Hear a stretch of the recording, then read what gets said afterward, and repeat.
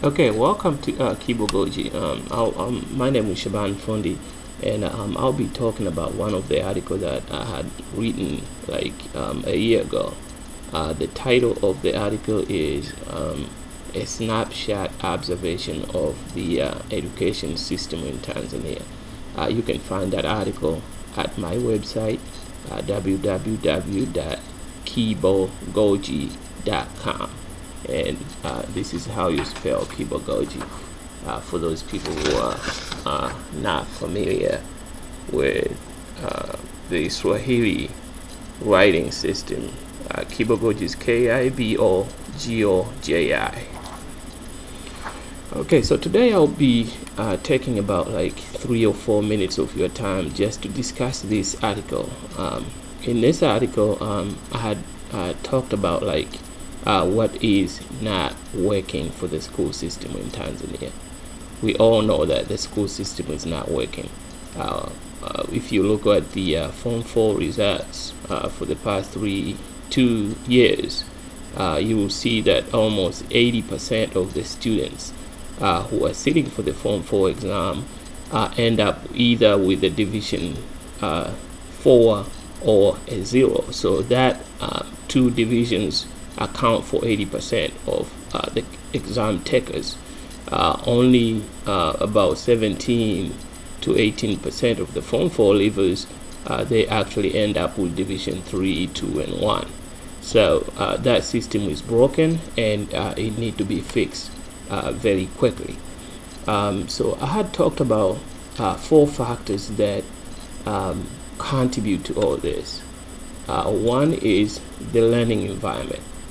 Most of these schools don't have conducive learning environment, and when I'm talking about conducive learning environment, I'm talking about the presence of like seating. There's no chairs in these schools. There's no desks. There's no school supplies. There's no books. There's nothing to go around. So you're trying to teach students in a language that is like a third language to them. You're trying to teach them in English, and you don't have even English books in the schools. So this is not actually helping the student to get where they need to go. Learning environment need to be improved. I had talked about the second thing, which is teacher quality.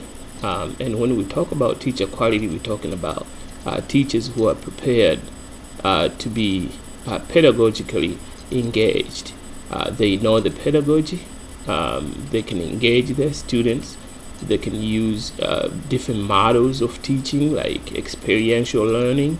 They can also use project-based kind of learning. So students are actually put into a situation where they learn authentic materials and not just material just for schools and to pass exams. So these kind of things, they need to be taught to the teachers, so the teachers can be able to teach the students on those kind of styles. The learning environment and the teacher quality, those are the 2 things that are really affecting what we see in the education system in Tanzania. Also in the teacher quality, the teachers need to learn like brain development theories, so they can understand that some of the kids, when they're 13, 14, these are the kind of material they can understand. And when the kids turn to 17 and 18, they have a different brain capacities that they can understand issues that they were never been able to understand when they're in the 13 or 14 years old. So that differentiation need to be understood among the teachers, so they can be able to actually effectively teach the students at different ages. The other thing is teaching resources. Teaching resources is almost non-existent in these schools. The teachers are not paid well. That's one big thing. If you're not paid well, you're going to be demoralized. And if you're demoralized, you're not going to do your job. You're just going to go there, collect a paycheck, and go off, do some tuition and stuff like that. And that's what is happening in Tanzania. Housing. Teachers are paid lowly, so they can't afford to actually live in a house that is actually livable house.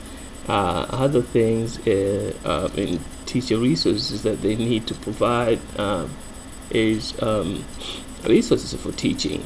Resources for teaching here, I'll be talking like models, having models in the classroom, having access to the internet, or